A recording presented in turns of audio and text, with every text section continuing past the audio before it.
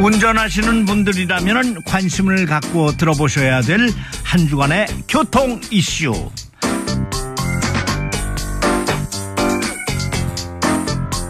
황금 연휴를 맞이해서 각 교통기관들이 예방 대책에 나섰지만 첫날 나주시 드들강 유원지 입구 사거리에서 넘어지는 레미콘 트럭 옆에 있던 카니발이 날벼락 사고를 당한 일이 있습니다. 자세한 내용 김경배 교통전문위원에게 들어보겠습니다. 안녕하세요. 네, 안녕하십니까. 이 전국적인 안전 홍보에도 불구하고 연휴 첫날인 4월 29일 정말 있어서는 안 될 사고로 탑승했던 부부가 안타깝게 운명을 달리하는 사고가 있었죠? 그렇습니다. 4월 마지막 날인 30일에도요. 전라남도 한평군에서 스포티지 승용차가 가로수를 들이받는 사고가 있었는데요. 네. 이 충격으로 부인은 현장에서 숨졌고 어머니와 조카 등 3명이 중상을 입었습니다. 그리고 말씀처럼 연휴 첫날인 29일에는요. 정말 있어서는 안 될 사고로 운전석 방향 앞뒤에 탔던 부부가 현장에서 숨진 사고가 발생됐습니다. 나주시 남평읍 드들강 유원지 입구 사거리에서 대형 레미콘 차량이 좌측으로 넘어지면서 카니발 승용차를 덮쳤는데 이게 아마 신호 위반과 과속과 연관된 것 같습니다. 네. 그래서 30대 부부는 차체가 무너지면서 그 밑에 깔려 숨졌고 또 아들과 다른 탑승자는 부상 상태로 구조가 됐습니다. 참 어이없는 희생이었습니다. 네. 자, 다음으로 이제 국토부의 콜밴 부당 요금과 견인차 난폭 운전 처벌 강화는 사고는 줄이고 서비스는 높이자 이런 취지겠죠? 그렇습니다. 적발이 되면 사업자에게는 운행 정지와 감차 조치를 하게 되고요. 종사자는 자격 정지 또는 자격 취소에 이르는 불이익을 감수해야 합니다.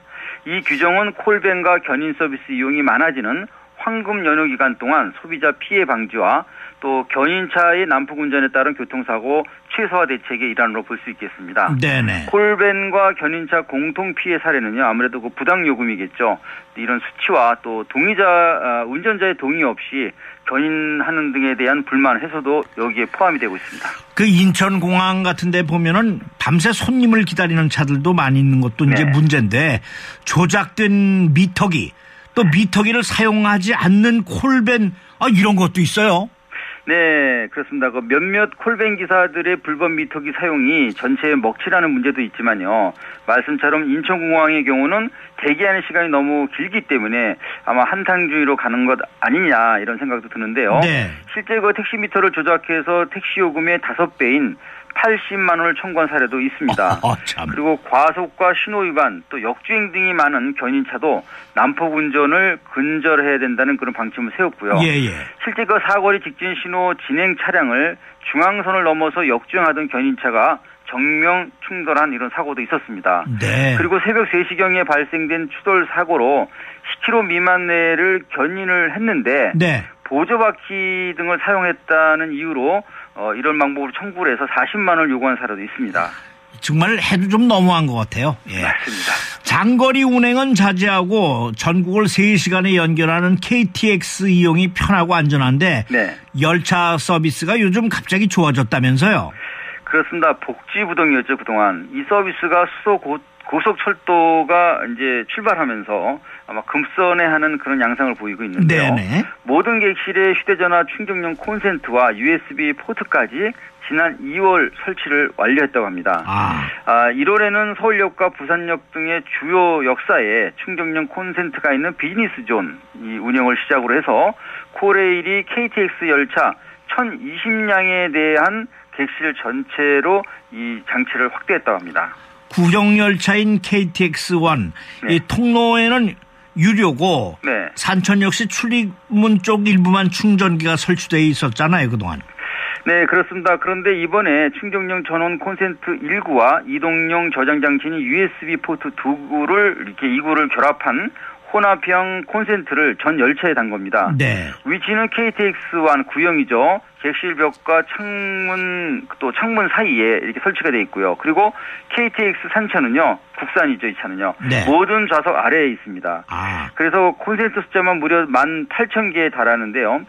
철도를 교통수단에서 이제 스마트 워크가 가능한 비즈니스와 엔터테인먼트 공간으로 전무시킨다는 그런 취지 같습니다. 네네.